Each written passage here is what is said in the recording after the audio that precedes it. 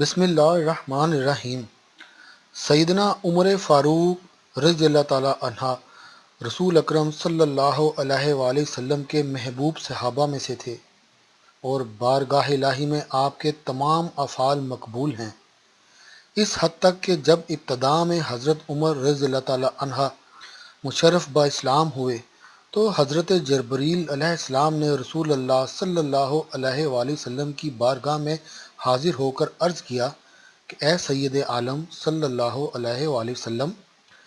آسمان والے آج حضرت عمر رضی اللہ تعالیٰ عنہ کے مشرف با اسلام ہونے پر آپ صلی اللہ علیہ وآلہ وسلم کو مبارکباد دیتے ہیں۔ آپ نے فرمایا، بدوں کی ہم نشینی سے گوشہ نشینی میں راحت و سکون ہے۔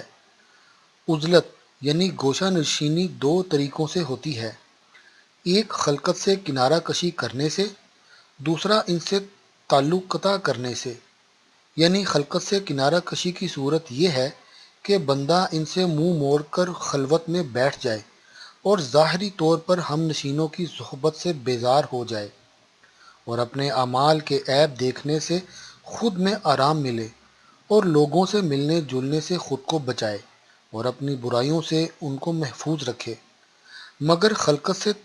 تعلق قطع کرنے کی صورت یہ ہے کہ دل کی یہ کیفیت ہو کہ وہ ظاہر سے کوئی علاقہ نہ رکھے۔ جب کسی کا دل خلقت سے منقطع ہو گیا تو کسی مخلوق کا یہ خدشہ و اندیشہ نہیں رہتا کہ ان کا خیال اس کے دل پر غلبہ پا سکے۔ اس وقت یہ شخص اگرچہ خلقت کے درمیان ہوتا ہے لیکن حقیقت میں جدا ہوتا ہے اور اس کے ارادے اس سے منفرد ہوتے ہیں۔ یہ درجہ بہت بلند اور بعید از خطرات ہے، یہی سیدھی روش ہے، اور اس مقام پر سیدنا عمر فاروق رضی اللہ تعالی عنہ فائز تھے۔ آپ بظاہر خلقت کے درمیان حکومت و خلافت پر قائم تھے، لیکن ان کا دل عزلت اور تنہائی سے راحت پاتا تھا۔ حضرت عمر فاروق رضی اللہ تعالی عنہ کے بارے میں رسول اللہ صلی اللہ علیہ وآلہ وسلم نے فرمایا، شیطان عمر کے سائے سے دور بھاگتا ہے۔ حضرت عمر فاروق رضی اللہ تعالی عنہ فرماتے ہیں، جس نے اللہ تعالیٰ کے غضب کو ٹھنڈا کیا، اس نے وہ کچھ کیا جو اللہ چاہتا تھا، اور اگر قیامت نہ ہوتی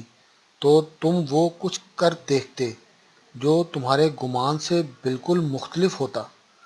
اس کے بعد آپ نے ایک کچی اینٹ اٹھا کر فرمایا، کاش میں یہی اینٹ ہوتا، کاش میری ماں نے مجھے جنا ہی نہ ہوتا، کاش میں کچھ بھی نہ ہوتا۔ صوفیہ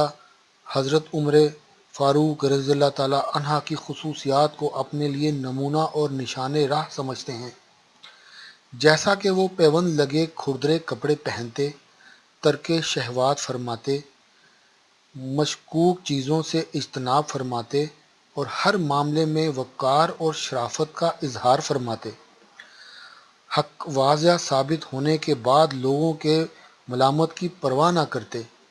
باطل کو مٹانے والے تھے، حقوق کے اعتبار سے اپنوں اور بیگانوں کے ساتھ یکساں سلوک فرماتے، طاعت کو اختیار کرنے میں شدت برتتے اور ممنوعہ چیزوں سے اجتناب میں سختی سے کاربند رہتے۔ حضرت عمر فاروق رضی اللہ تعالیٰ نے فرمایا، میں نے 4 چیزوں میں عبادت کو موجود پایا: 1 اللہ کے فرائض کی ادائیگی، 2 اللہ کی منع کی ہوئی چیزوں سے اجتناب، 3 فقط اللہ سے ثواب پانے کی خاطر امر بالمعروف، 4 اللہ کے غضب سے بچنے کے لیے نہی عن المنکر۔ حضرت عمر بن عبد العزیز رضی اللہ تعالیٰ عنہ فرماتے ہیں کہ سیدنا عمر رضی اللہ تعالیٰ عنہ کا یہ حال تھا کہ جب قیام اللیل کی کوئی آیت آتی تو غش کھا کر گر جاتے، یہاں تک کہ کئی دن تک مریض کی طرح ان کی عیادت کی جاتی۔ وہ اپنے ایام خلافت میں نہ رات کو سوتے اور نہ دن کو، بلکہ کبھی بیٹھے بیٹھے غنودگی سی ہو جاتی تھی، اور فرماتے تھے کہ اگر میں رات کو سوتا ہوں تو میں اپنے آپ کو کھوتا ہوں، اور اگر میں دن کو سوتا ہوں تو ریت کو کھوتا ہوں، اور مجھے ان کے بارے میں باز پرس ہوگی۔ حضرت عمر بن خطاب رضی اللہ تعالی عنہ کی یہ حالت تھی کہ ان کا چہرہ مبارک پر آنسوؤں کے جاری رہنے سے دو سیاہ خط بن گئے ہوئے تھے۔ امیر المومنین حضرت سیدنا عمر بن خطاب رضی اللہ تعالیٰ فرماتے ہیں کہ ہم حلال کے 9 حصے چھوڑتے ہیں اس ڈر سے کہ کہیں حرام کا ایک حصہ میں گرفتار نہ ہو جائیں۔ حضرت زید بن اسلم رضی اللہ تعالیٰ عنہ سے حضرت فاروق اعظم رضی اللہ تعالیٰ عنہ کے بارے میں مروی ہے کہ ایک رات آپ عوام کی خدمت کے لیے رات کو نکلے تو آپ نے ایک گھر میں دیکھا کہ چراغ جل رہا ہے اور ایک بھوری عورت اون کاٹتے ہوئے ہجر و فراق میں ڈوبے ہوئے اشعار پڑھ رہی تھی۔ انہوں نے دروازے پر دستک دی۔ خاتون نے پوچھا کون؟ آپ نے کہا عمر بن خطاب۔ خاتون نے کہا رات کے ان اوقات میں عمر کو یہاں کیا کام؟ آپ رضی اللہ تعالیٰ نے فرمایا اللہ تجھ پر رحم فرمائے، تو دروازہ کھول،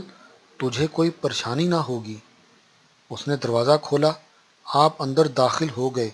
اور کہا کہ جو اشعار تو ابھی پڑھ رہی تھی انہیں دوبارہ پڑھ۔